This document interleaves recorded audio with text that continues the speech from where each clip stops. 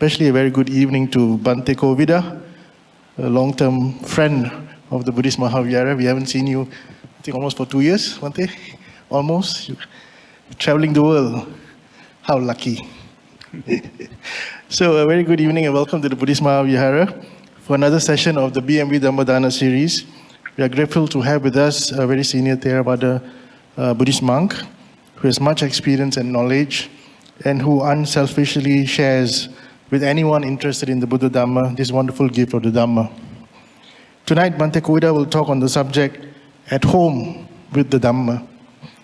So for those of you who are not familiar with Bhante Kovida, let me just quickly read his profile.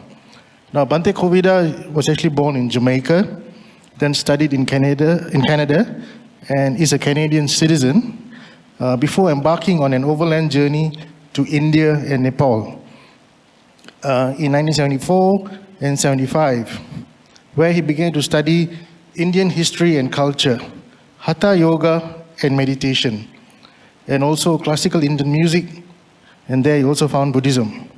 After 2 more extended visits to India, plus doing some social work in Sri Lanka, Bhante Kovida was ordained as a Buddhist monk by his preceptor, Venerable Balangoda Ananda Maitreya, a noted scholar, teacher, and meditation practitioner in 1991. Since then, he has been traveling and teaching the Dhamma in Malaysia, Singapore, Thailand, Hong Kong, Taiwan, Europe, and UK, the USA, and of course, across Canada. He also teaches mindfulness meditation and Qigong, which are beneficial for both mental and emotional stress, and also to overcome anxiety and depression. Bhante Kovida's meditation programs, when practiced on a regular basis, is meant to help reduce anxiety and stress. So let's put our palms together and invite Bhante to start this evening's Dhamma sharing, entitled At Home with the Dhamma. Let us start with a few minutes of, instead of mindful breathing, let us do a mindful chanting. And this mantra is in Sanskrit, and it is from the well-known Heart Sutra. And if you're not familiar with it, it goes, Gate Gate Para Gate Parasam Gate Bodhi Svaha.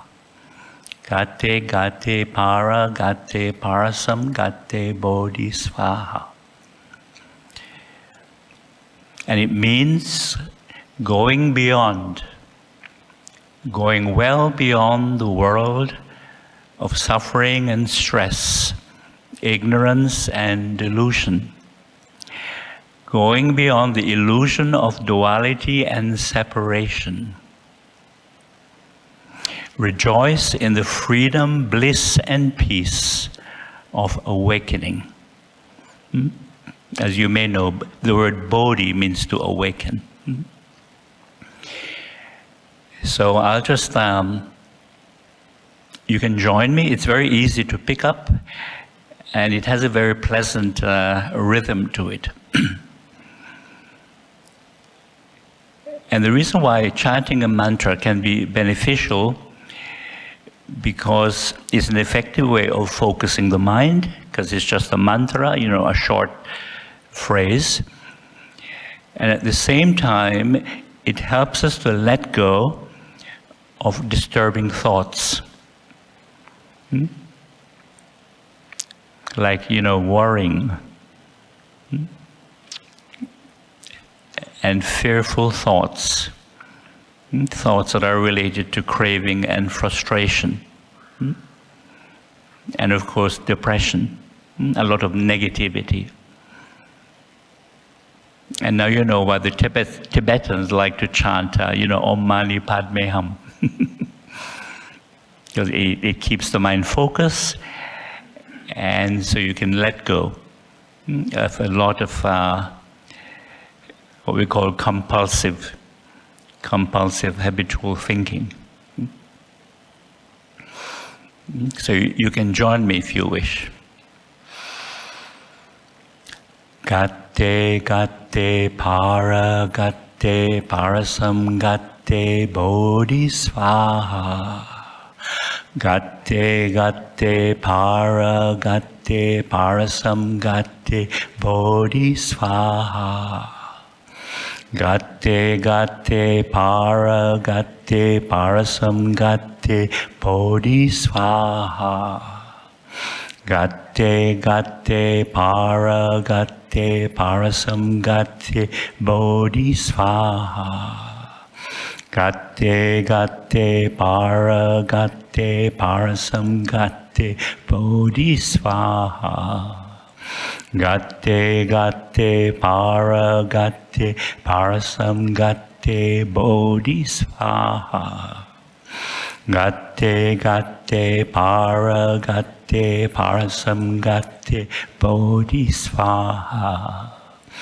Gatte gatte para gatte parasam gatte bodhisvaha.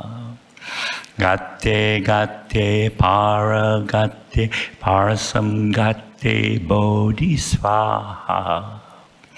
Gatte gatte para gatte parasam gatte bodhisvaha. Gatte gatte para gatte parasam gatte bodhisvaha. Gatte gatte para gatte parasam gatte bodhisvaha. Gatte gatte para gatte parasam gatte bodhisvaha. Gatte gatte para gatte parasam gatte bodhisvaha. Gatte gatte para gatte parasam gatte bodhisvaha. Gatte gatte para gatte parasam gatte bodhisvaha. Gatte gatte para gatte parasam gatte bodhisvaha.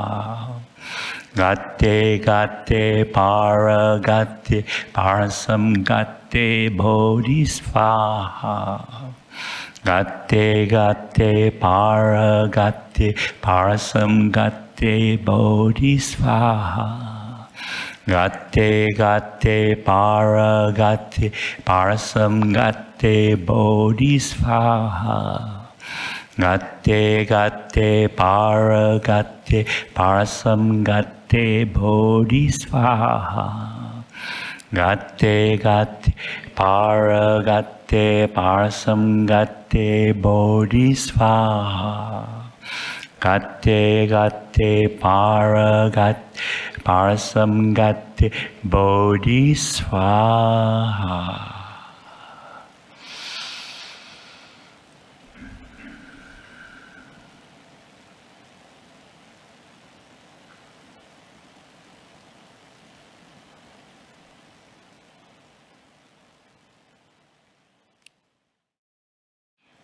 I'd like to ask, how many of you experience stress in the workplace? How many people experience stress?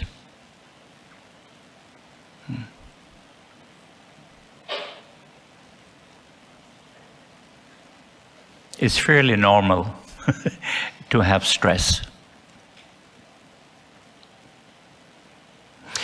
Well, there's a very effective practice you can do, and it's very simple. And I like to encourage people to do it. And it's from Qigong. And you just breathe in and breathe out. Breathe in, breathe out.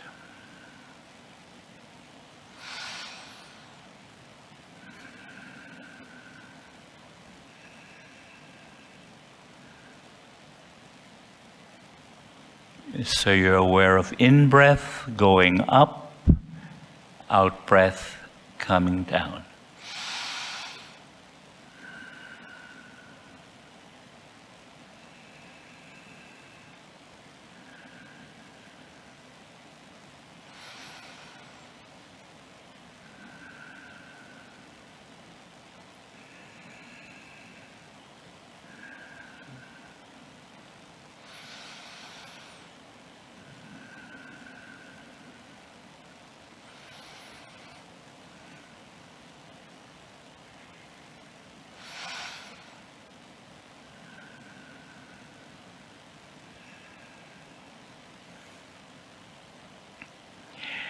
And you find that initially it looks simple, but when you actually practice it, you find that it is very powerful. Because it brings your mind immediately in the present moment. So you can focus and you can calm down, release some of that stress. Can also be emotional stress, frustration, upset, and so on. Especially when you're in a busy environment like work. Of course, you can also experience stress at home too, right? Anywhere. Or you're in a traffic jam. That's a good place, and you can't move. It really helps.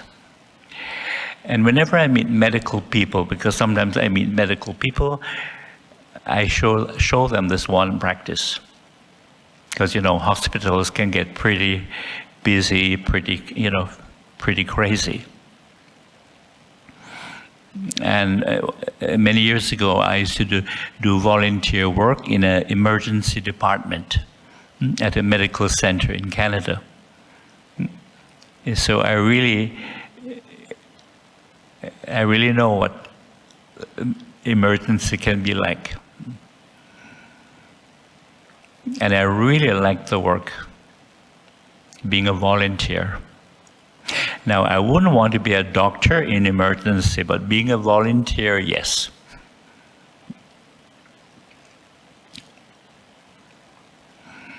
And sometimes when I'm in Singapore, I meet a group of medical students and young doctors. And you can imagine they're very, very smart, but they're very busy and very stressed.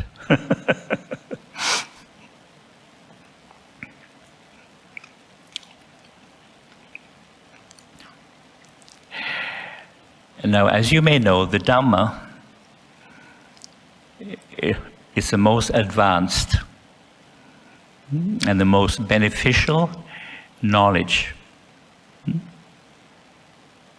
teaching that we can have.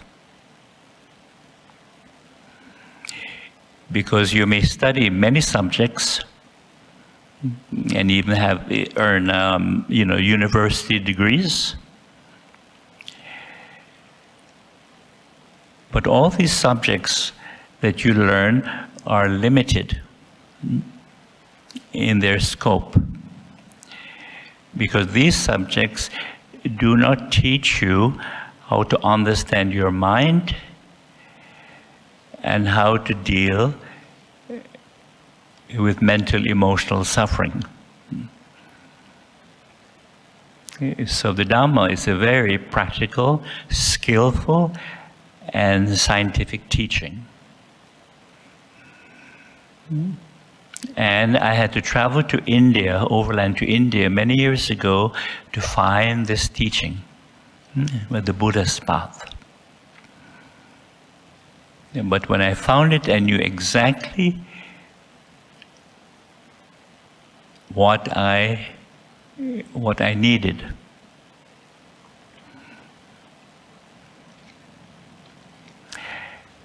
And as you may know, the Buddha was the first person to have this profound understanding of the human mind.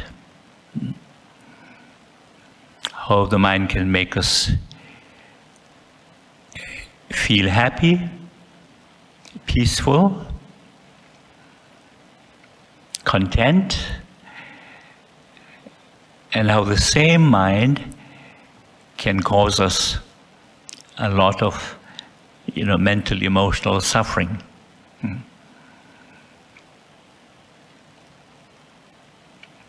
Including, of course, anxiety, depression, fear, unlimited craving, and frustration.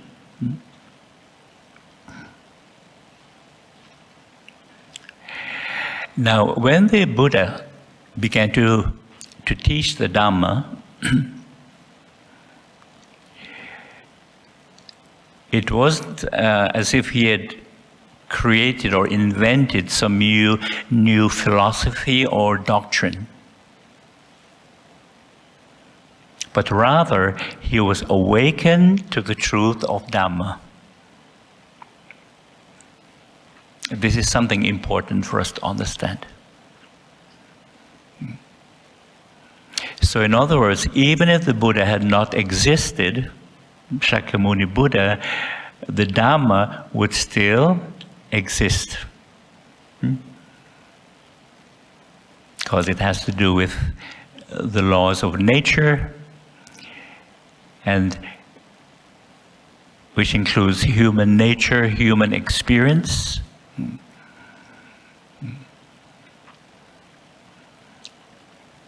And how to deal with our conditioned minds, because our minds are a result of conditioning, social conditioning. And a part of our social conditioning is the conditioning of mental defilements. And all humans are conditioned with mental defilements, everyone. We can't escape it, regardless of your culture, regardless of your religion or spiritual beliefs.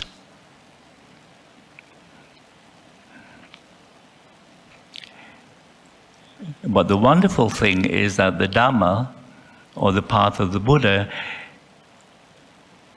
gives us the skills, the means of how to deal with these mental defilements. Because if we don't have the skill, the guidance, then we can spend our entire lives living in delusion and ignorance, with a lot of fear and confusion, sometimes anger, or sadness, depression, and so on. And many people remain confused and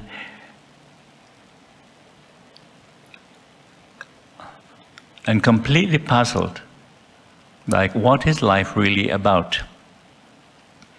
Or why am I here?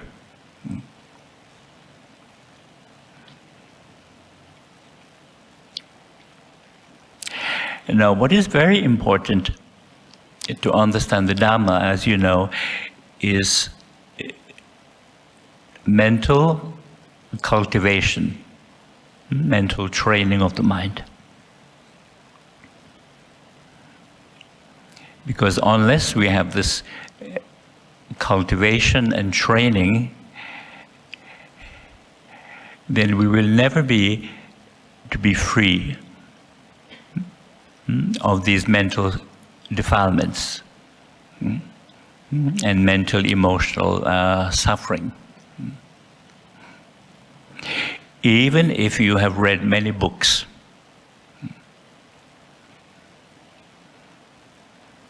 because just reading the Dhamma or about Buddhism, it's not enough.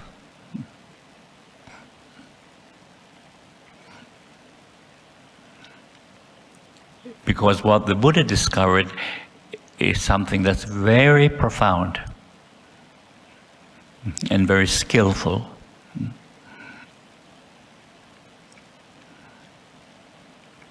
And so investigation, training the mind, and of course reflection is very important along this path.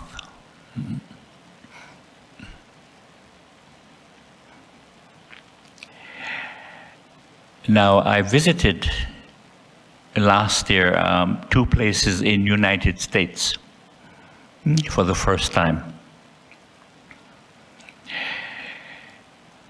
And of course, I've been to the UK on several occasions.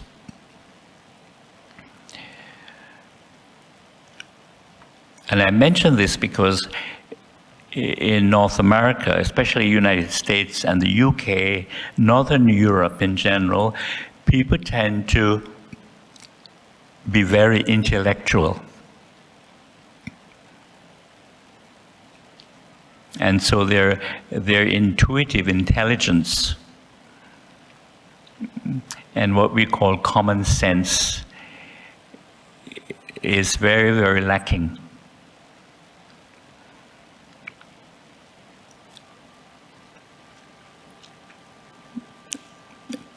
And the Brits in particular, not only are they too intellectual for their own good, but they're very judgmental.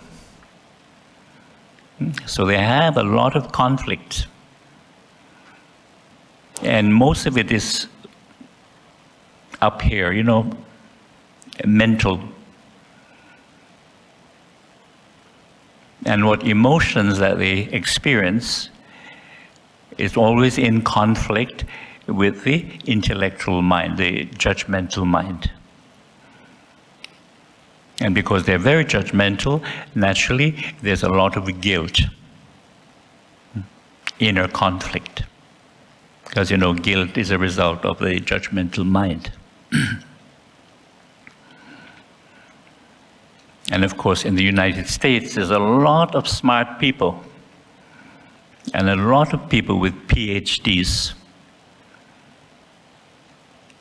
They have a lot of knowledge. And they like to use the word expert. You know, I'm an expert in this so-and-so, and other people, you know, this person, that person, they're experts. And I realize that's a part of the problem. There are too many experts and not enough wise people, or people with common sense. And I realize that when people are very intellectual, they have very little common sense. Because common sense is not common anymore. Just natural wisdom, natural intuitive wisdom.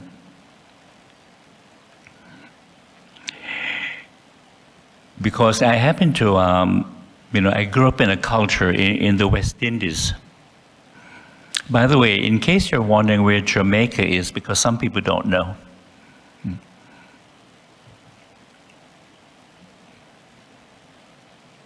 It's just south of Cuba, the island of Cuba, and Cuba is just south of Florida. I think most people know where Florida is, right?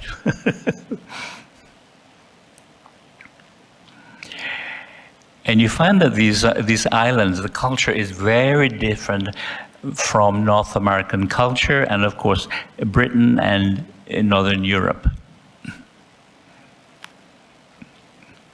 Very different. Because people in the West Indies, in the Caribbean, they tend to be more intuitive. They feel things deeply. And so they have a lot of common sense, natural wisdom.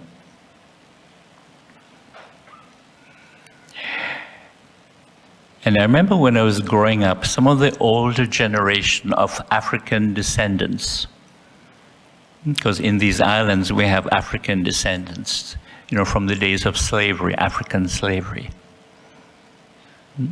Because as you may know, the Europeans took slaves from West Africa to grow sugar cane. Because sugar was big business in England and Europe. And of course, people were getting the sweet tooth. They got used to having things sweet. And then later came spices, when they discovered black pepper. In South India, in Sri Lanka, and of course cinnamon. Well, these spices we take for granted today, but in those days it was very rare, very exotic, and very expensive. So initially, the common folks could not afford these spices. Only business people, aristocracy, and of course royalty, initially. So when I was growing up, some of the older generation of African descendants, many of them were illiterate. They didn't get a chance to go to school. They were either farmers or just laborers. Very simple people, but they had a lot of common sense.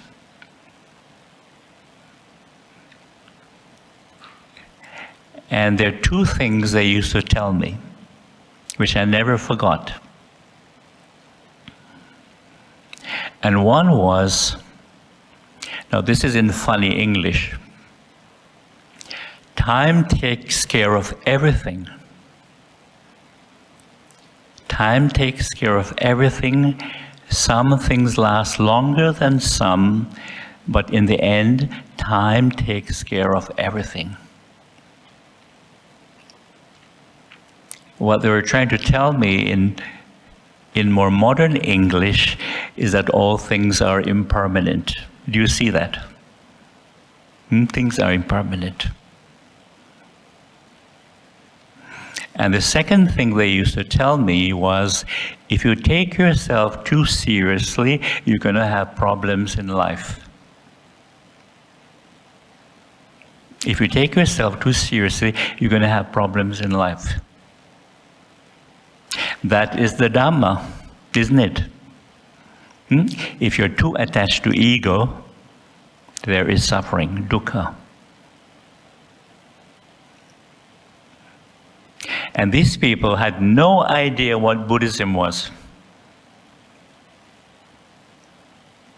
And even if there were books, Buddhist books around, they wouldn't have been able to read it anyway because they were illiterate. But from their common sense, their intuitive understanding of life, they saw these truths. So it shows you that the Dhamma is universal truth. It's not Buddhist, it's not Buddhist. As I mentioned, the Buddha did not invent the Dhamma. He was simply awakened to the truth of Dhamma. And this is why he taught in such a radical way. He wanted people to question things, not just accept things blindly. And he kept pointing to the Dhamma, because, being from that Hindu culture, they were used to, worshipping the guru as the authority, the spiritual teacher. And he kept reminding them, I'm not an authority, I'm not a guru. I'm a spiritual friend. He kept pointing to this. So it was a very radical way of teaching, because he was not the traditional guru or spiritual authority. He kept pointing people to the Dhamma.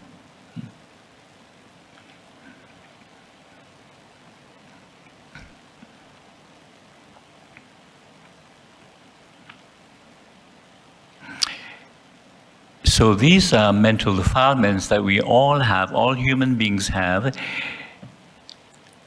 is because we're conditioned that way, socially. Because our brains are conditioned to react. Our minds have been conditioned first to judge, to label, to criticize, to compare, sometimes to condemn, and then to like or dislike, to want or not to want, and to have aversion and ill will. And aversion and ill will includes resentment, hatred, jealousy, envy, disrespect, and so on. What we call our negative mental states. We're conditioned this way.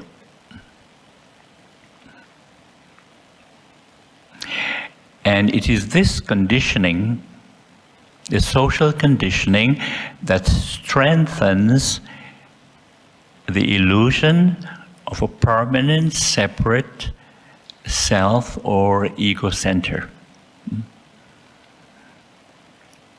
which we become very attached to.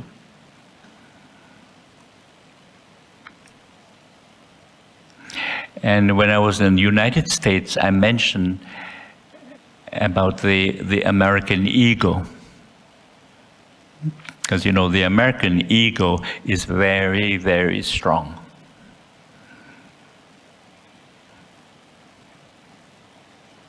And the drive to be always, you know, achieving more and more and more.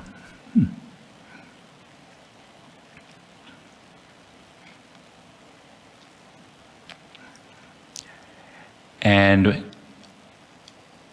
I suggested to the people that they try to limit their exposure to the news media, especially with that president that they have. You know, the less you see of him, the better.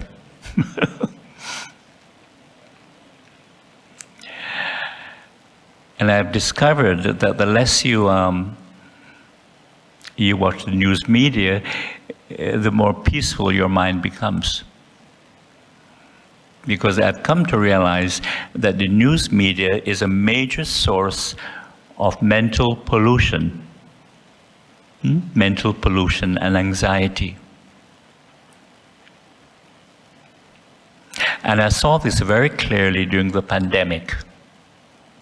You may recall where the news media was spreading fear and paranoia on a daily basis. And as you know, the news media doesn't care about people's mental health, right? They don't. Because it's a business. That's their point. It's a business, so they don't care about people's mental health. So it's up to each of us to limit ourselves. But I know these days it's more difficult to avoid the news media simply because it's on your smartphone. And people love to scroll on their smartphones.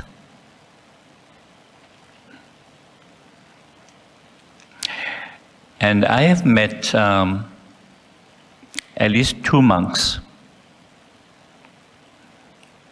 who are very hooked on their smartphones. They're constantly scrolling, and yes, they're very anxious, and they're prone to fear and anger. And the only time that they're not scrolling on their smartphone is when they're doing the chanting ceremony. Because it's something they have to do. But when they're not chanting, it's back to the old phone. So you see, even monks are hooked, just like teenagers.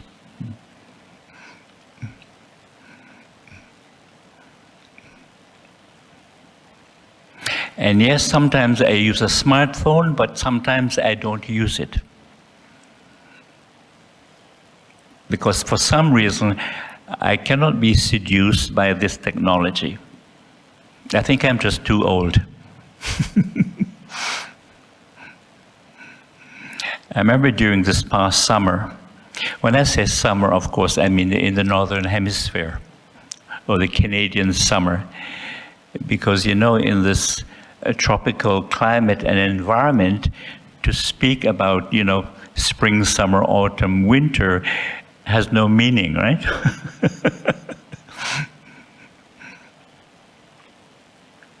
It's really about rainy season or dry season. It's like this. But I took the train from Frankfurt, Germany, to visit two places in Switzerland. And I visited a Sri Lankan monk in Geneva, you know, where they speak French. And he can speak French because he studied in Paris when he was younger. And he asked me, he said, Bhante, you know, what's your WhatsApp number? And I said, you know, I left my phone in Frankfurt. And he was really shocked. You left your phone in Frankfurt? And you don't have it with you in Switzerland? I says, I'm doing well. I'm doing very well without it, and it's not the end of the world. The world is not going to come to an end. But you see that anxiety that the smartphone is creating, it gives you the impression that if I don't check for messages, somehow the world is going to come to an end. But that's the nature of anxiety. And believe me, the world is not going to come to an end. But it seems that way because of anxiety. And it's an aspect of mental delusion.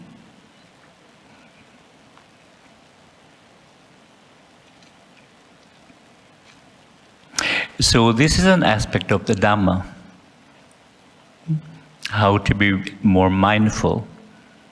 And to use your smartphone in a skillful way. Because yes, you can do amazing things with a smartphone. But the downside is the anxiety and the impatience.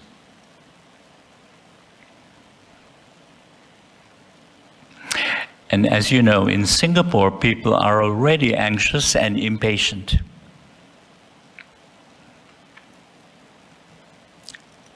And with the smartphone, they're becoming even more anxious and more impatient.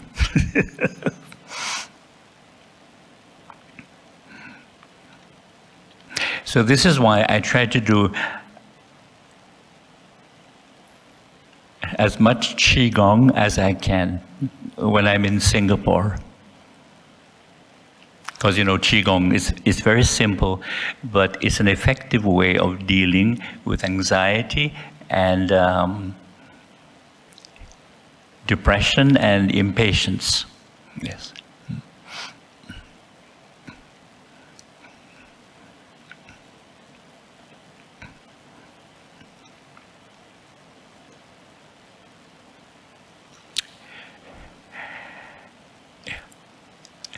Now, one of the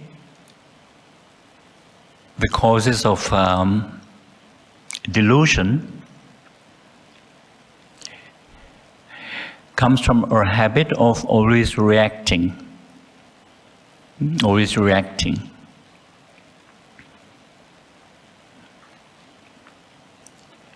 And initially, we don't see it as a source of delusion. Simply because we all do it. It's a social behavior from childhood. But when we begin to investigate, we begin to see the truth of this. And this is why it took somebody like the Buddha to say, stop reacting so much. When you see, just see. When you hear, just hear.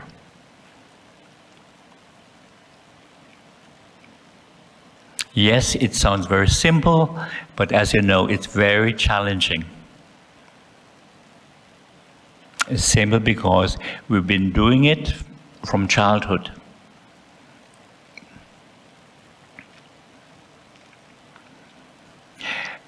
But when we make an effort, of course, it does take practice. Then you begin to see the benefits of not reacting.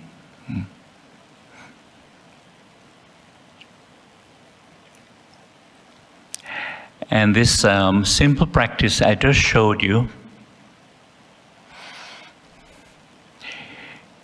it's one way of preventing yourself from reacting to, say, somebody's unpleasant behavior.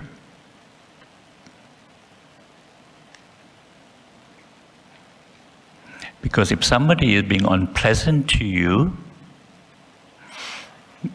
and you just do this,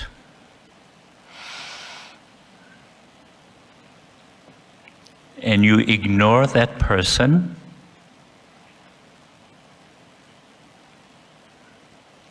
not only will they be very surprised and confused,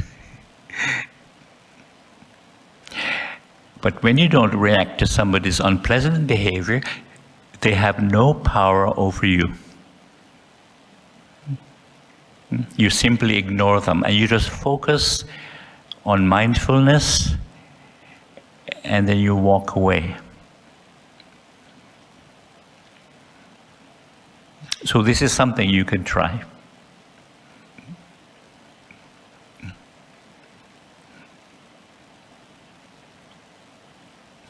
I remember once a friend of mine in Canada was doing a 3-month project for some company. And the supervisor happened to be a lady, and she was obviously having problems at home.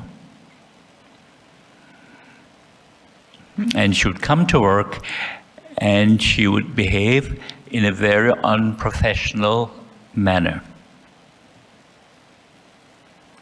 Meaning, she would start bitching at people. Do you know what that word means? Bitching. Because some Asians are not used to that word. But of course, in the West, everybody knows what it means.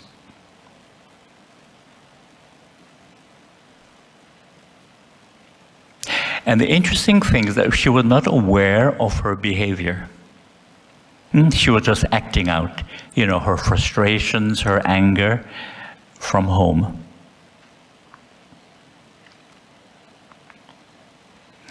So my friend said to me, "Can you suggest something that I could do to deal with this very challenging person?" So I said, "Yes, you can try this. But don't be shy. And also, you're only there for 3 months, right? You're leaving after 3 months. So you try it. The important thing is that you don't get angry with her or try to, tell her off. Sometimes you're tempted, you want to tell somebody off. And I said, one morning, if she's behaving like that, say to her very calmly,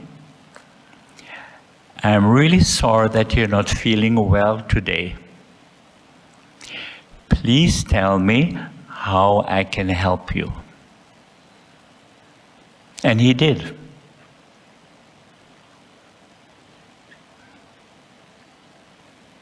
And a few days later, he called me and he said, "Thank you very much for that advice, because it was really helpful." Because first, by saying to her calmly, "I'm really sorry that you're not feeling well today," it made her aware of her mental state, because she wasn't aware of it. As I said, she was just acting out. And by saying with kindness, please tell me how I can help you, she responded to his kindness because she obviously was suffering. And she changed her attitude. And later she was able to confide in him what her frustrations were, in the home environment, with her family and so on.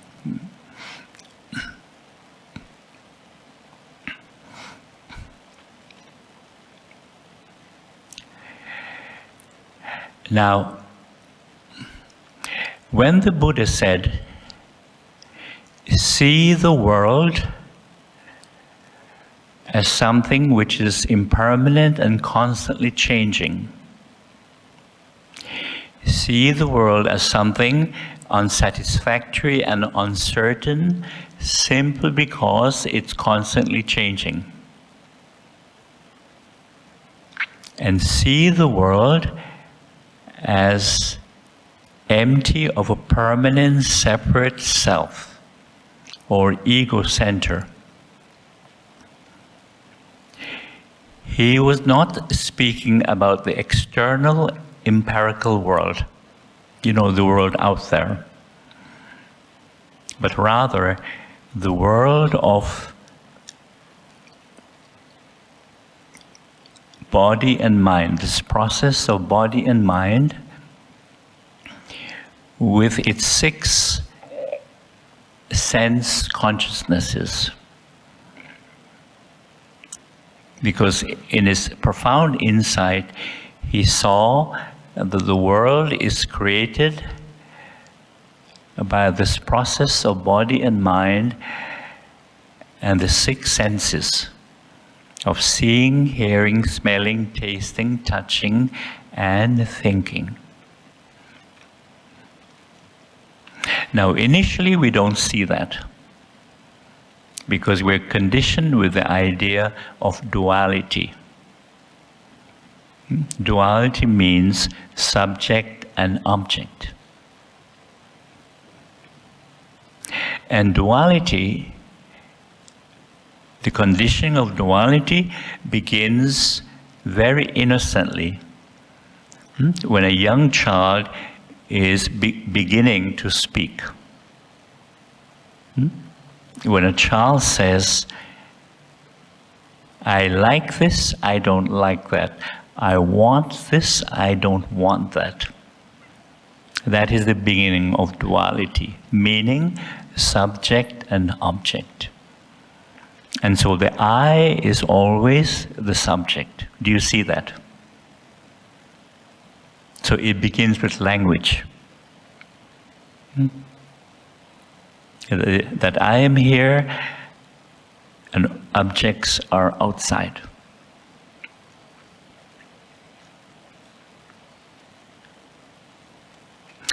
And this duality of subject and object becomes more deep-rooted when we begin to identify with our sense experiences. When we begin to say, I am seeing something. I am hearing something. I am smelling something. I am tasting something. Or I'm feeling something by touch. And of course, I am thinking something. Do you see that duality of subject and object? And this was one of the insights of the Buddha. He realized that the senses were actually sensing by themselves. It's very profound. There's really no one who's actually seeing something, or hearing something, or smelling something, or tasting, feeling, and actually there's no one who's actually thinking.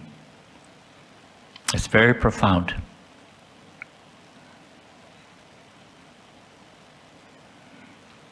And in my previous talk here,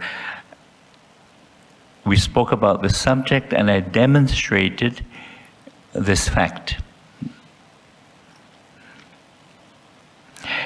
For example, just close your eyes for a moment. Just close your eyes.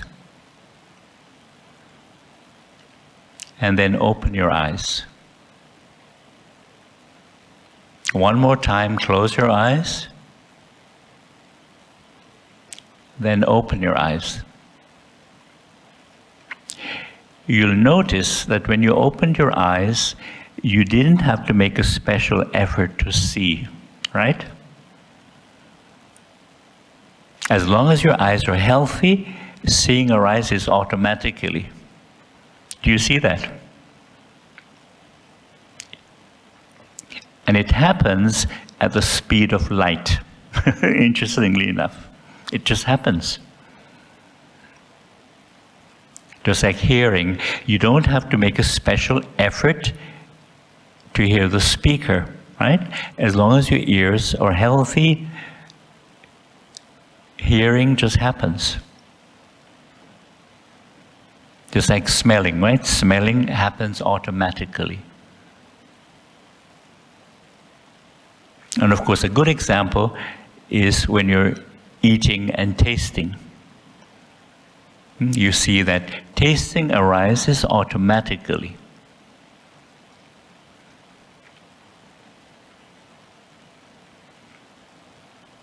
But normally when you say, I'm tasting this food, I like it or I don't like it, it gives you the impression that there's a taster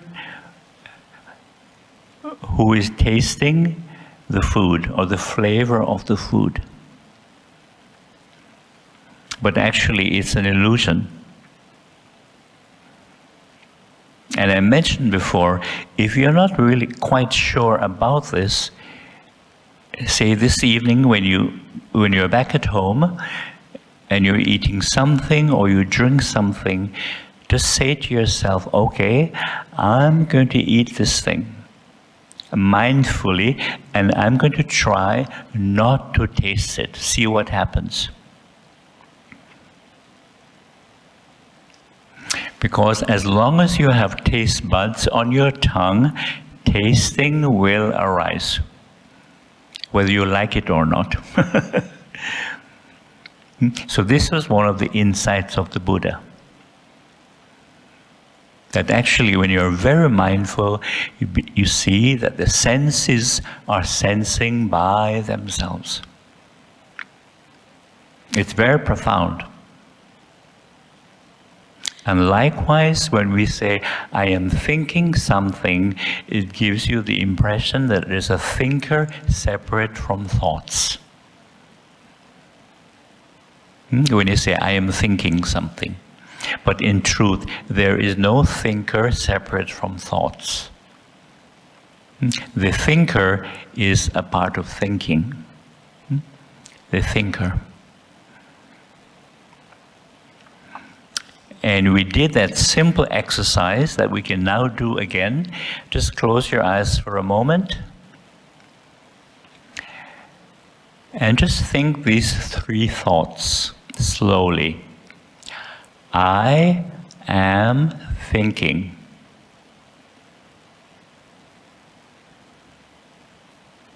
Again, I am thinking.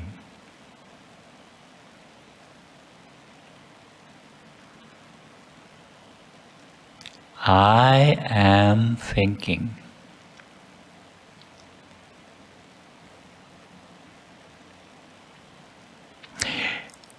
When you're mindful, you see that I is a thought, am is a thought, thinking is a thought.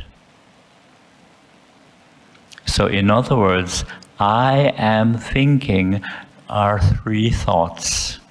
Do you see that? In other words, the I is not separate as a thinker. So the I is actually a thought, is a part of thinking. It is not separate as a thinker. There's only thinking. I am thinking. Only thoughts there.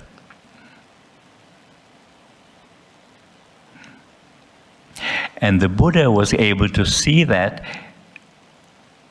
with the power of awareness or mindfulness.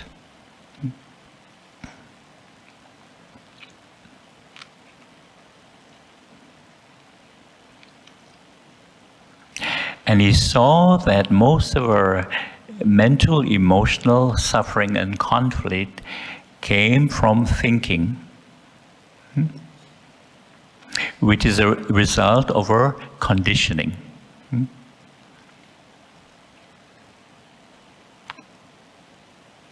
Whereas awareness or mindfulness is very different. It is the unconditioned state of mind. Whereas our thinking mind is a result of conditioning. But awareness, mindfulness, is not conditioned. So in other words, the awareness we had as children is the same awareness we have now as adults. It doesn't change. And it is always in the present moment.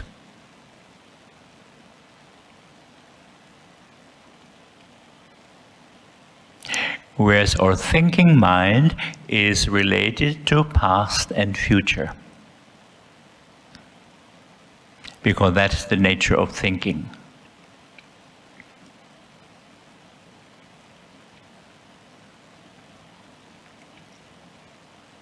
And the Buddha was the first person to have this insight. That the self or the ego was just a result of or conditioning, which is the thinking mind. And so he realized that the self or the ego was not permanent. And it was not separate from nature, the world, and the rest of society. It was the first one. Because all our ancient civilizations believed in a permanent self. And when this body dies, this physical body dies, this seemingly permanent self will be reborn into a new body. That's the belief in reincarnation. And people believe this simply because they were trapped in thinking. They had no awareness, no mindfulness, and so no insight.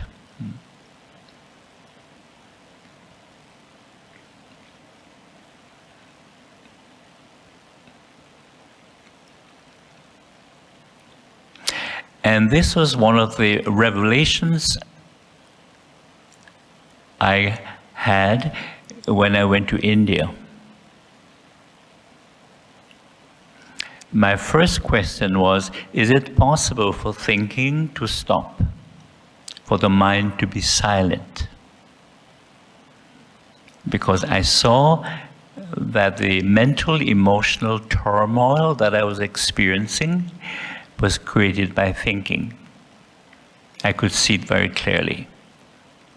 Now, I didn't know the word dukkha at the time, but it was dukkha, mental, emotional turmoil.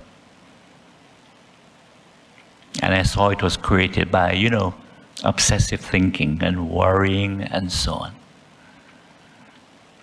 And so I began to ask, is it possible for all this turmoil to come to an end? And so is it possible for all this thinking to be silent?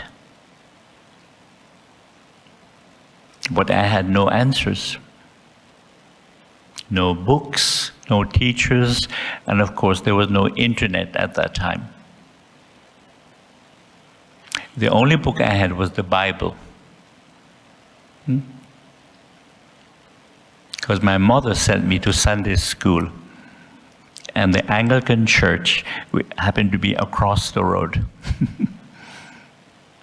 You know, the Church of England. And I tried to find answers.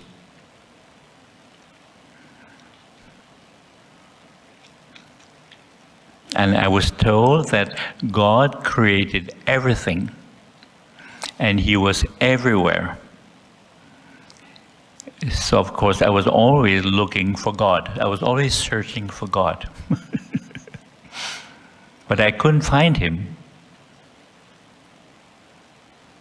But of course, I had an image of what He might look like, but you're not really sure.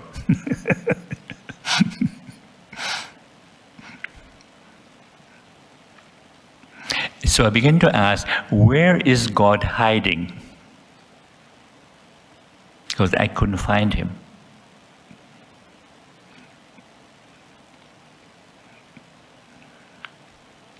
And of course, they told me that the Bible was the Word of God.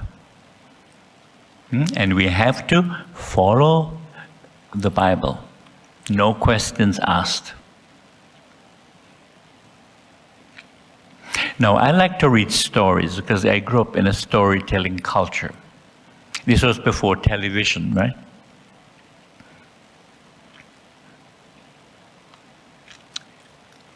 But I think by the time I was 12 years old, I figured out, or I surmise, that if the Bible is written by human beings, it cannot be ultimate truth.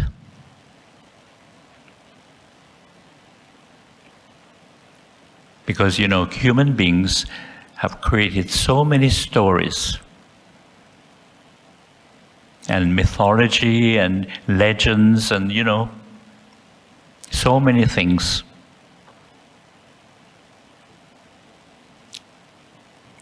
In other words, I realized that the Bible was a human book. It's written by humans.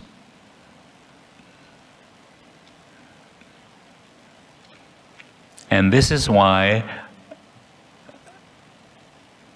I left Christianity.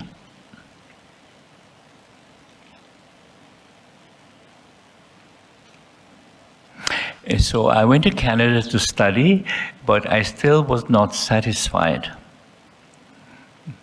And I did not feel comfortable in the, you know, the consumer materialistic society.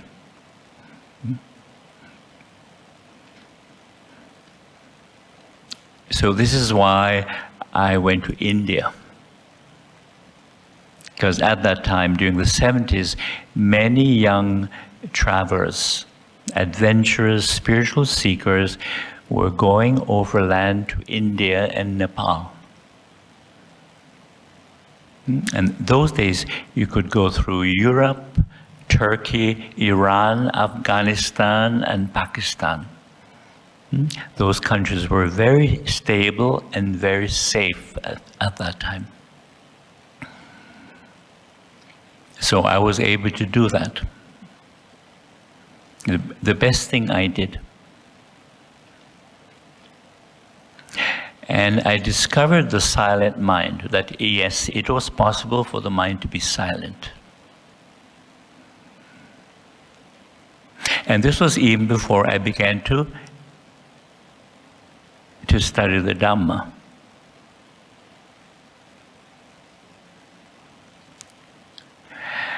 And I was always fascinated by the idea of eternity. I kept asking, what is eternity?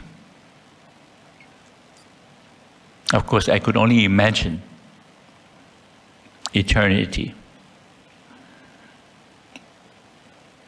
And I thought, well, eternity must be some unimaginable time in the future. Like millions of years or zillions of years. But when the mind became absolutely still and silent, I began to realize that eternity was really, it was now. It was not in the future. And it's that timeless dimension of the universe. And we're a part of the universe. We're not separate from the universe.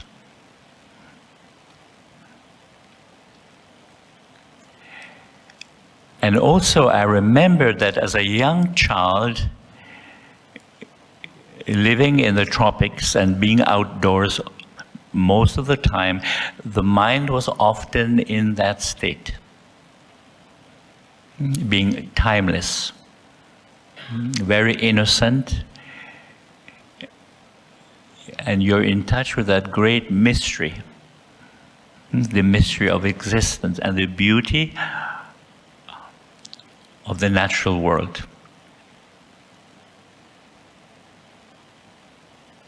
But young children don't understand this state. But it's natural. It's natural to be in that state, especially when you're outdoors. You know, you're not distracted by television or video games, and of course, now the phone.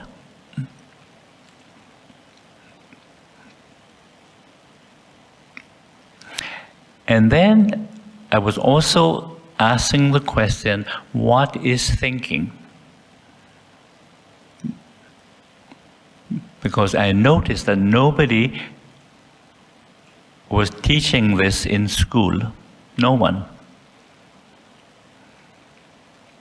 And I saw that the mind was thinking all the time, and I could see that most of my mental, emotional conflicts and worries and fears, that it was created by thinking.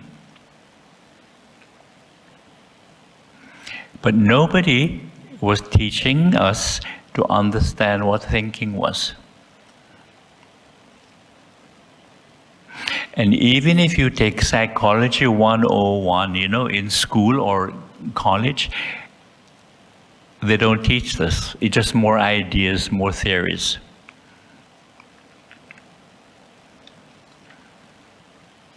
And even in neuroscientists, you know, people who study the brain, most of them don't understand what thinking is. They know a lot about, you know, the hardware of the brain, you know, all the different parts, you know, and the neurons and all these intricate circuits. They know all that stuff, but most of them really don't know what thinking is. And the more intuitive neuroscientists will tell you that thinking is really just electrical impulses in the frontal lobe of the brain, which is true. I've come to realize that. But in more simple terms, the neuroscientists can't explain what thinking is, apart from just electrical impulses. And I got this wonderful revelation from this profound teacher called J. Krishnamurti. You might have heard of him, J. Krishnamurti.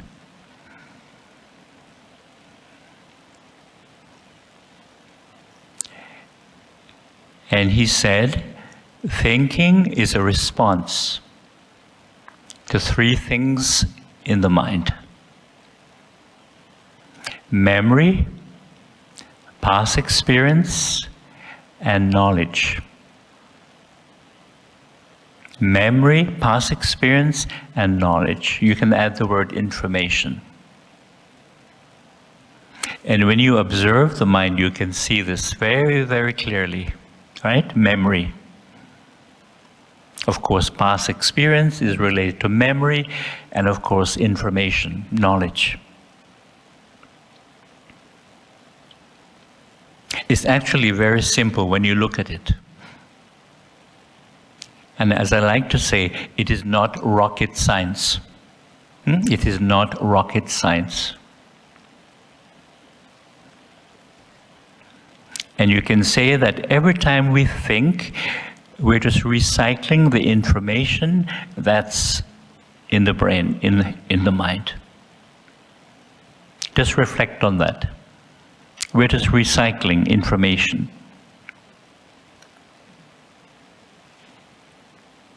And thinking has that ability to project in the future.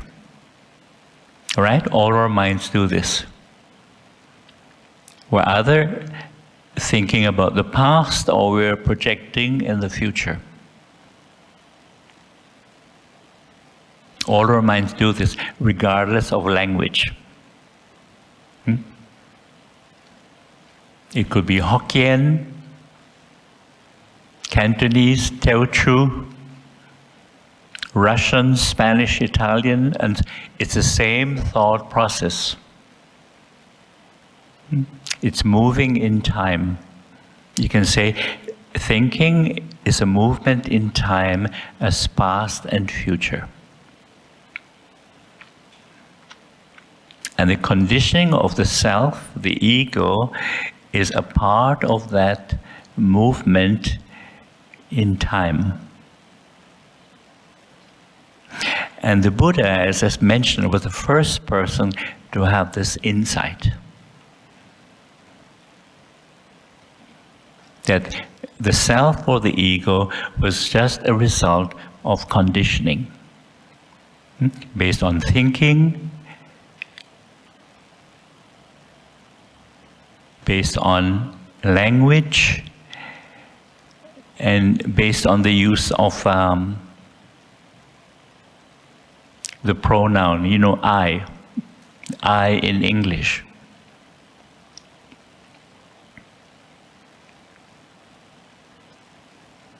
And we mentioned before, you can see this fact very clearly when you meet somebody for the first time. And you have time to sit and talk about yourselves without looking at your smartphone.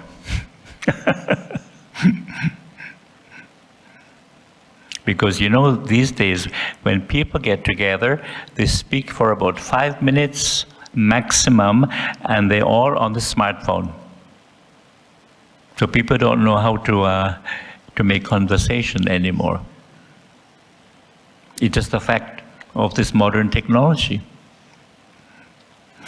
So anyway, if you have time to speak about yourselves, you find that when you speak about yourselves, we tend to speak about our personal histories, don't we?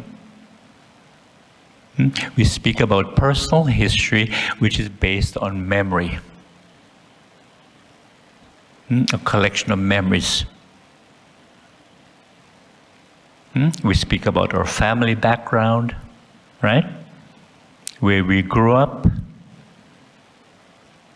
We speak about, elementary school, high school, college, and so on. You speak about books you have read. Well, many people are not reading books anymore, right? Now it's videos, right? Videos you have seen. And if you've traveled, you speak about places you have visited and places that you'd like to visit in the future. And of course, if you're in the work environment, we tend to speak about, a work history. So you begin to see that our conditioning of the self or the ego is really based on memories and personal history, which is created by thinking, the thinking process. And with that comes all our future projections, future plans, and hopes and dreams.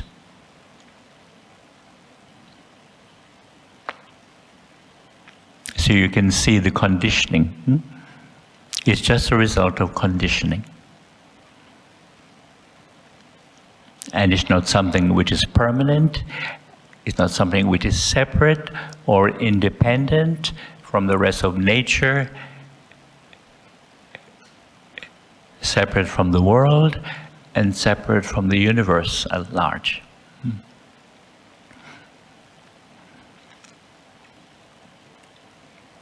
Very profound insight he had. And then he saw that these mental defilements were also created by thinking.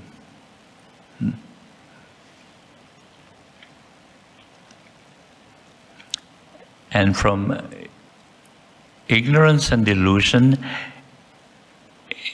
came a craving, desire, and also attachments, personal attachments and clinging.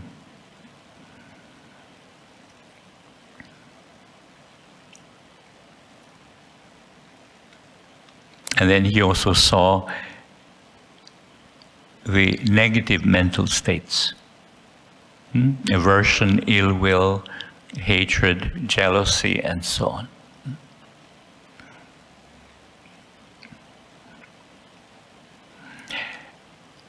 And what is interesting, when you look at the qualities of the Buddha,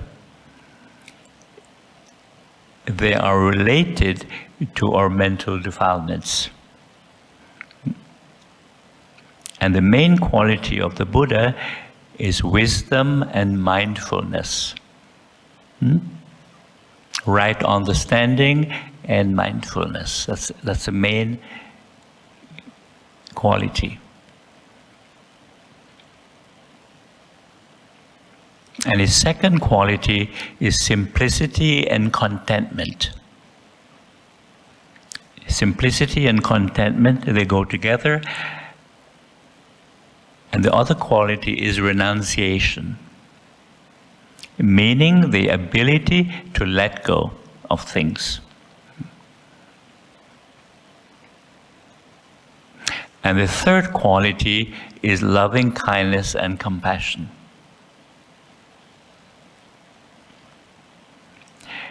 And when we look at our mental defilements, you see that there's a very interesting relationship to the qualities of the Buddha. You see that wisdom and mindfulness is the medicine, the antidote for ignorance and delusion. Wisdom, right understanding, helps us to overcome the attachment to self or the ego. And you see that mindfulness helps us to overcome our mental delusions. And you see that simplicity, contentment, helps us to overcome craving, desire, expectation. And you see that renunciation, or the ability to let go of things, helps us to overcome the clinging mind, the strong clinging mind. And of course, loving kindness and compassion helps us to overcome all our negative mental states. Aversion, ill will, hatred, resentment, jealousy, and so on. It's a very interesting reflection.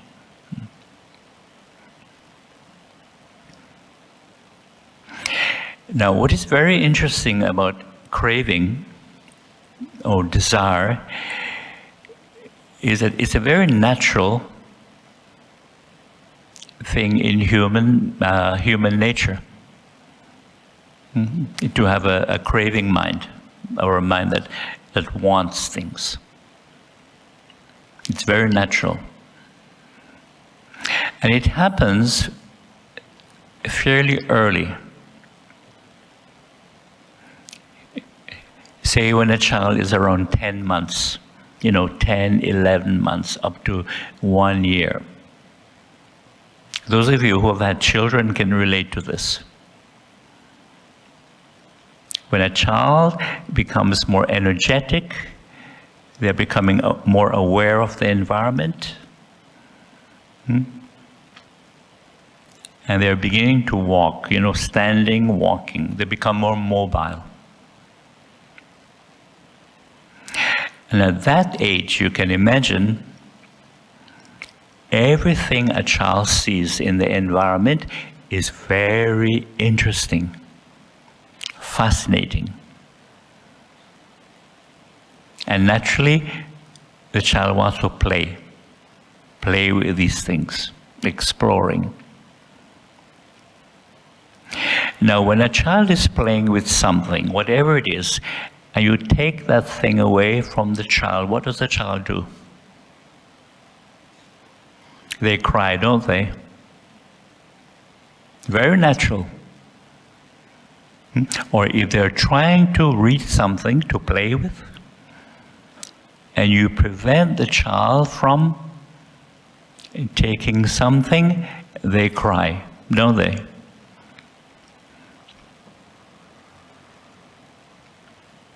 So it shows you that the craving mind is something very natural in the human condition. And when a child learns to speak, then the child begins to identify with that desire or craving.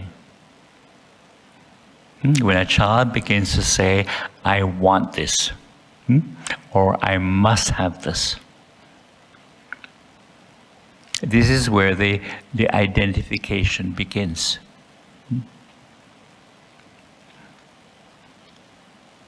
And then when a child learns the word my, like, this is my toy. You are my mommy, you are my daddy. That is the beginning of attachment. Do you see that? Personal grasping. And it starts with language. The child begins to get the impression that something or somebody belongs to me. Do you see that? The clinging, the personal attachment. This is how it begins, with language. Just like duality. Subject, object, it begins with language. Fascinating. And of course, in materialistic societies, the idea of my, my, becomes stronger and stronger.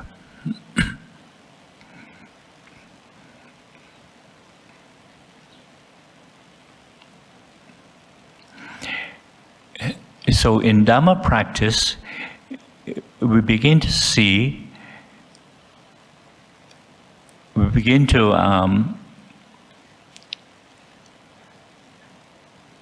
objectify that desire or the craving that the mind experiences.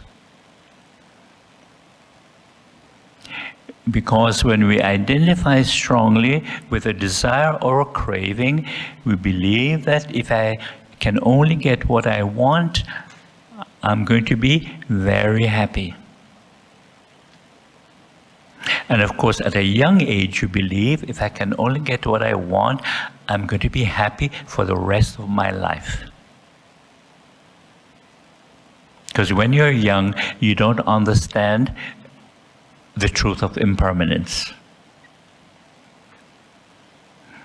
Likewise, when we are unhappy, we believe that, I'm going to be unhappy or I'm going to be miserable for the rest of my life.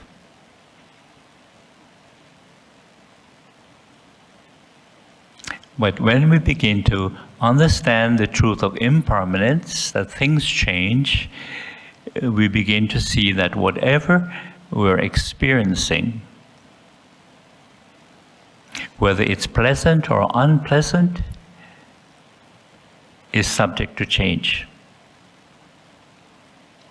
In other words, what we're experiencing is only a changing condition of the mind. And it's not self. It's not self. And likewise, when we identify with, say, with the body, or we identify with other people, the emotional attachment becomes very strong. And what the Dhamma is showing us is that whatever we identify with, whether it's physical, mental, or emotional, is subject to change. It's impermanent. So this is one of the causes of dukkha, mental, emotional suffering and conflict. That whatever we identify with as me or mine is subject to change.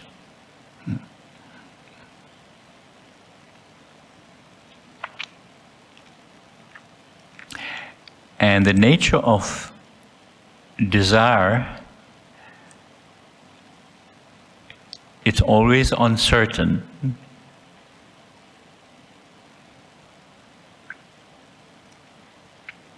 And it is unsatisfactory. Now, initially when we hear this teaching, it seems very negative.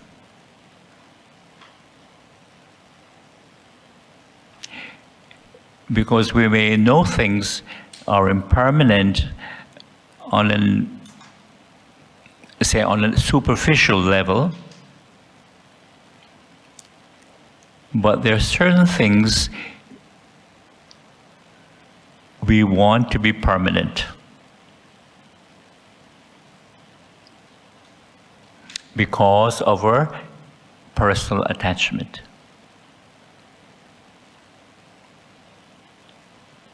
And I like to use the example that if somebody has been giving you problems and you just don't like that person, you don't care if they're impermanent, right?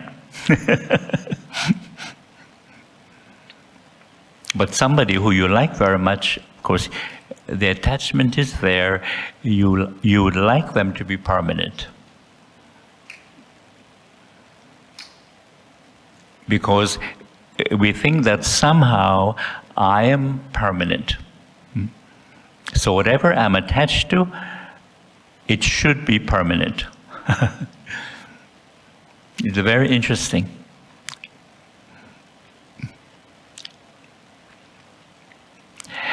And the clinging mind is very strong. And there are two aspects to clinging. First is the identification. You know, this is mine, this is mine, this is mine. That's an aspect of clinging. The other aspect of the clinging mind is simply because of thinking and memory, right? Thinking and memory.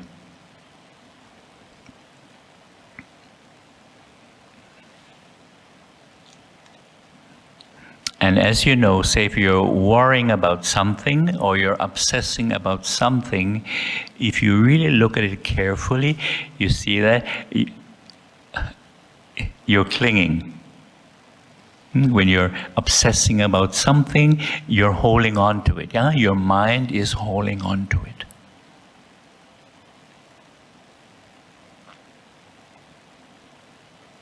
And once I had a very dramatic lesson in letting go. I think I mentioned this before a few years ago. It happened in Sri Lanka at my teacher's temple.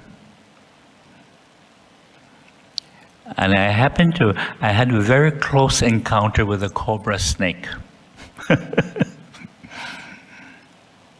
And luckily, I didn't step on it.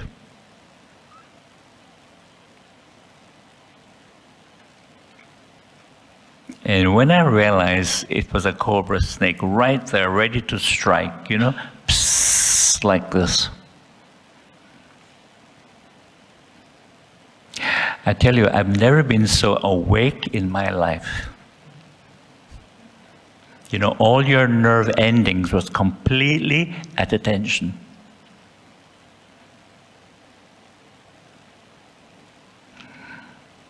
And whatever clinging or nonsense that was in the mind, zoom, it's gone. Yeah, instant letting go. It's quite amazing. And fortunately, snakes are shy creatures. They don't like to hang around humans very long. And it turned and it headed towards the bush. And I was so amazed that a creature without legs could move so fast, so quickly. Amazing.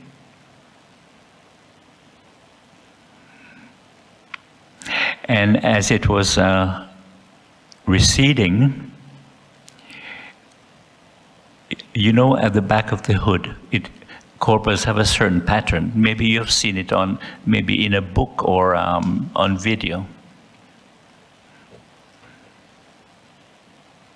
And because I was in such a heightened state of alertness, I could actually admire the beauty of the snake. Although potentially very dangerous, but I could admire the beauty of it because I was in such a heightened state.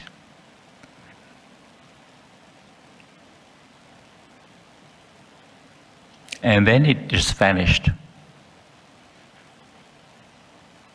Of course, I was relieved that it hadn't bitten me. But I remember standing there and looking at the tropical environment, and everything was so vibrant. Because, you know, you're in such a heightened state of awareness. It's like being a child again, and just being in nature. It was like that.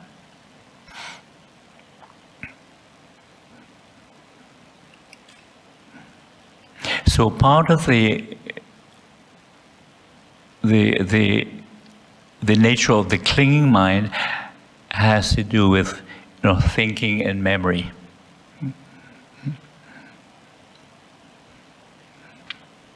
This is why it is often said that happiness is having good health and a bad memory, or the ability to let go, especially unpleasant memories.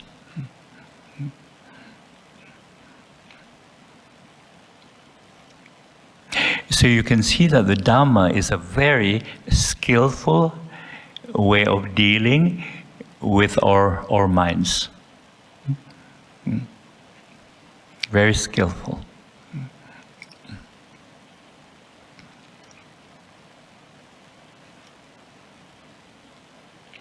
Okay, at this stage, anyone would like to ask a question? Yes.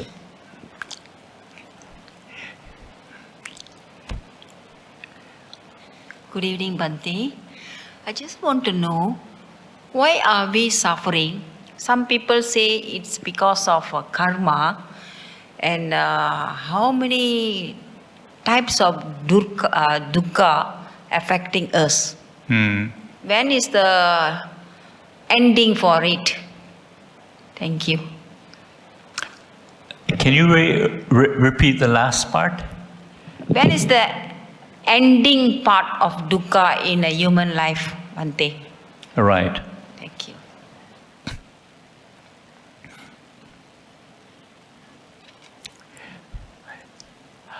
Karma is often misunderstood.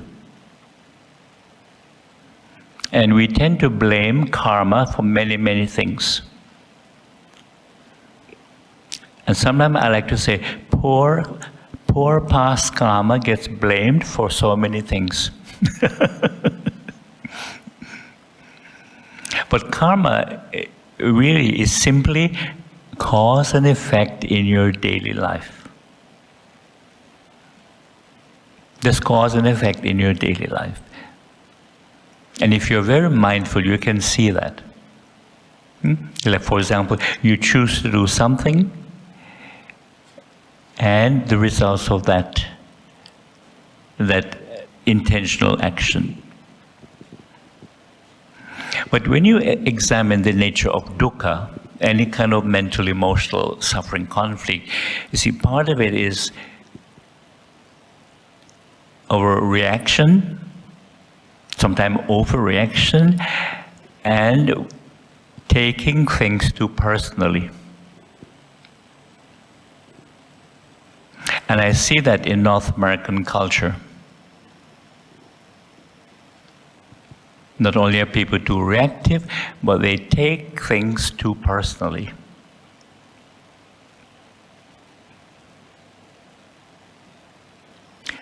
And what is interesting, sometimes even things that are not related to you, somehow they take it personally. It's just a part of their social conditioning.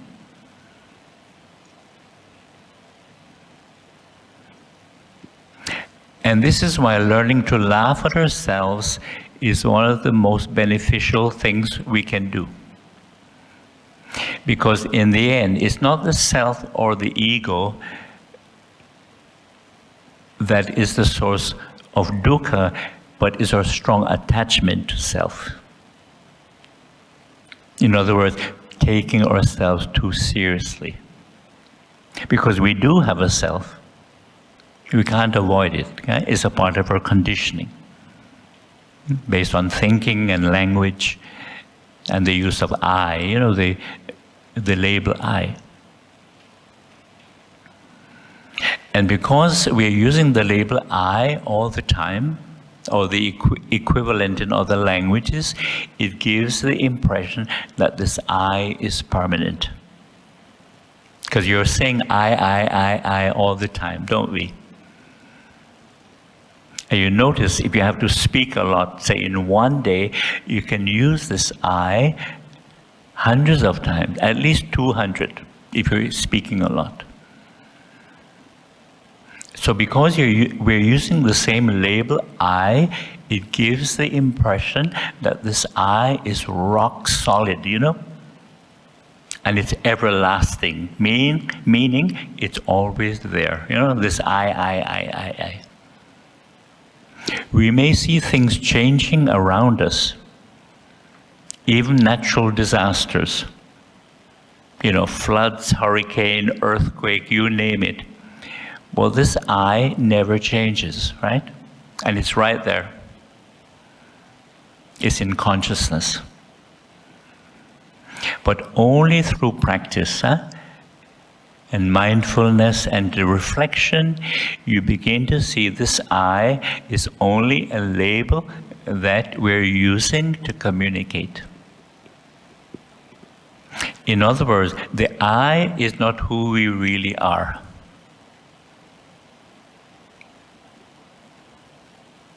But when you're trapped in thinking, you think this I is who I am. That's right. But in truth, who we really are is this awareness and the knowing. There's a knowing, intuitive knowing. This is why intuition is very important. And intuitive knowing means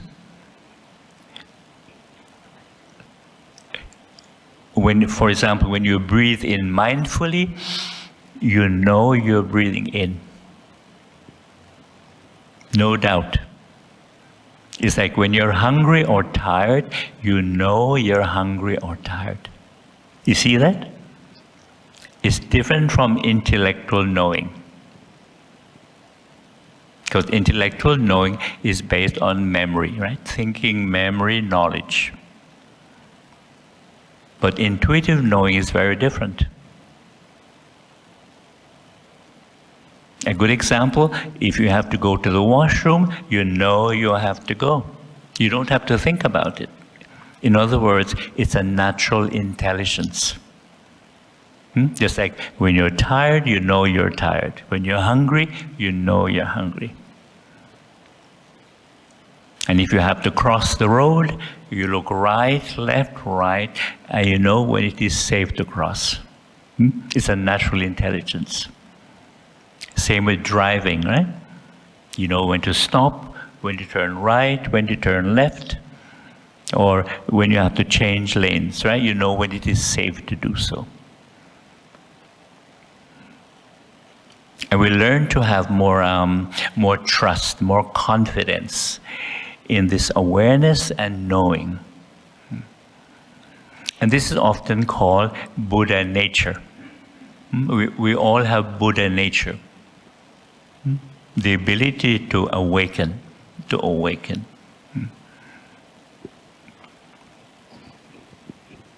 Okay? And you see again, most of our dukkha, mental, emotional suffering and conflict, it really comes from thinking. If you really look at it, it's based on thinking.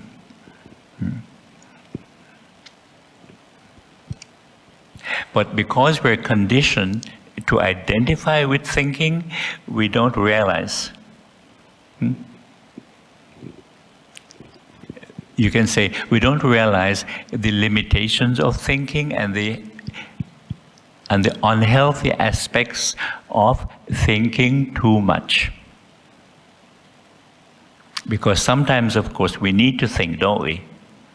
But we tend to think too much, right? Where we don't need to think, the mind keeps thinking, compulsively, unnecessarily. That's the problem with thinking.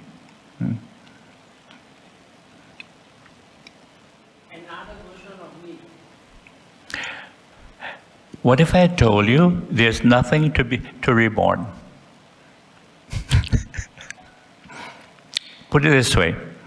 I understand when we encounter this teaching of no self, anatta, is often difficult to understand and it's challenging. Because often people say, what do you mean there's no self? I exist. My name is so-and-so, right? I have this family or I have a certain job, profession, my address is so-and-so. What do you mean I don't exist? So what do we have to understand? We do have a self, whether we like it or not, because it's a part of our conditioning. But it's the attachment to the self, believing that it is permanent and it is separate from the world. That is the root of suffering. You see that? It's a strong attachment to it. Because what the Buddha realized, that it's not permanent, it's not separate, and it's not independent from the rest of nature and the world. So it's a strong attachment that is the root of dukkha. Yes, but I understand what you are explaining. That Rebirth, okay. Okay. So rebirth, then who is being reborn? That is what I Yes. struggling with. This is a very common question.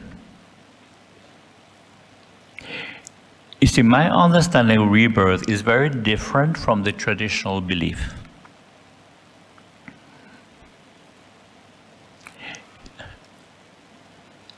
To me, rebirth is in the mind.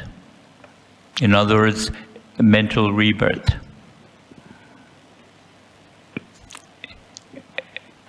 And when you observe the mind, you see that rebirth simply means the repeated arising of the I, the self,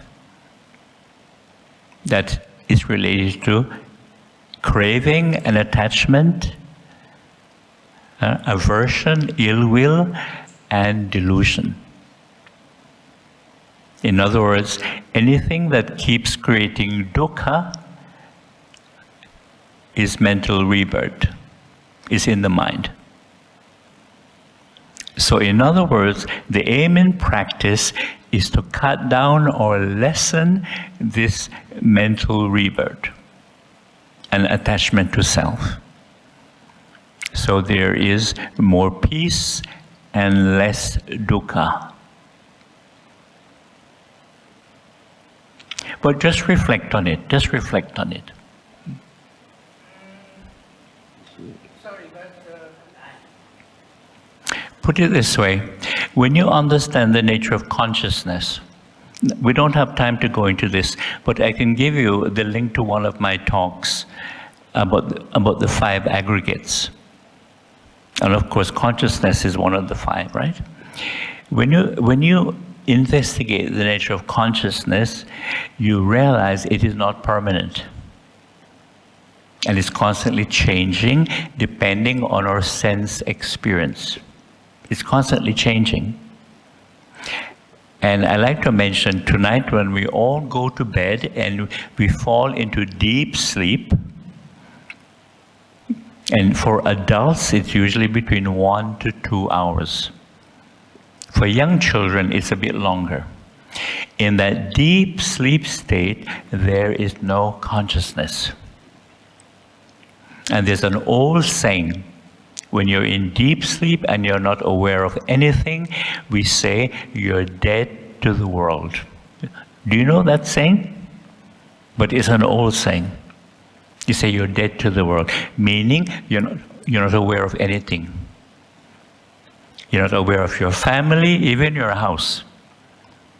You're not aware of Malaysia does not exist in deep sleep state. The body might be alive, but mentally, psychologically, you're not aware of anything. Now, if you're still alive, and you didn't die in your sleep, when the brain comes out of the deep sleep state, then the thought process starts up again. And that's what we call the dream state. Can you remember your dreams, or some of it? Can you? Because I know some people can't remember. But I can remember dreams from childhood. If you observe your dreams, or you ask somebody about their dreams, you see that most of our dreams are just memories all mixed up. Have you noticed that? They're all mixed up. And sometimes there's some fantasy in it. Sometimes there's some anxiety. You know, if you have some anxiety, sometimes it comes out in your dreams. Have you noticed that? And the reason for this is because thinking itself is mentioned, is related to memory. And that's why most of our dreams are related to memories, all mixed up. Memory, past experience, knowledge, information. So consciousness, when you investigate, it's always changing. So in other words, consciousness, if you understand the 5 aggregates, you see that consciousness cannot continue after death. It cannot. But we like to believe somehow that consciousness will take rebirth. But it's what we call, it's wishful thinking. Because something in the mind, it is thinking itself, wants to continue. Because it's afraid to come to an end. It's afraid.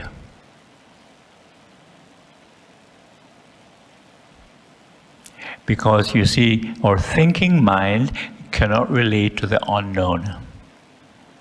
And death has always been the great unknown, hasn't it? The great mystery. And this is why we believe in spirits and ghosts. Because we think that this person has become an invisible being, it has become a spirit or a ghost. And that's why we do offerings. You know, the Chinese do offerings to the spirits. It's a way of keeping in contact, which is a nice idea. So can we believe in ghosts? I imagine them, but I don't believe in them. In other words, they're from the imagination. They're created by the imagination because you're young and you're told, don't go outside at night. So you imagine them. You see, where I grew up, I was told about African ghosts and spirits. And I really believed them in my imagination. But only later I realized it's just in the imagination. And sometimes when I'm here or in Singapore, I try to do the cemetery meditation. And I like to say, because I grew up with African ghosts and spirits, I'm not afraid of the Chinese ghosts and spirits. Because the African ones are much scarier. And there are different types, of course, there are different types, but you imagine them. It's very powerful, I understand. But if you practice the mindfulness, you're able to overcome the fear.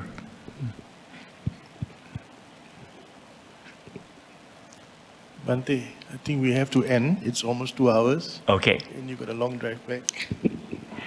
So as you may know, there are videos on the website. Yeah.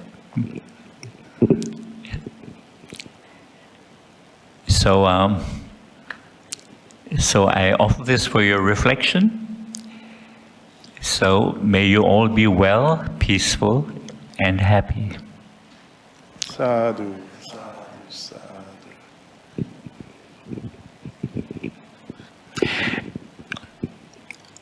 Very quickly, one of the practices we do in the cemetery, if you're still scared, is to do that gate gate para gate chant. And when you do that, the spirits will go away.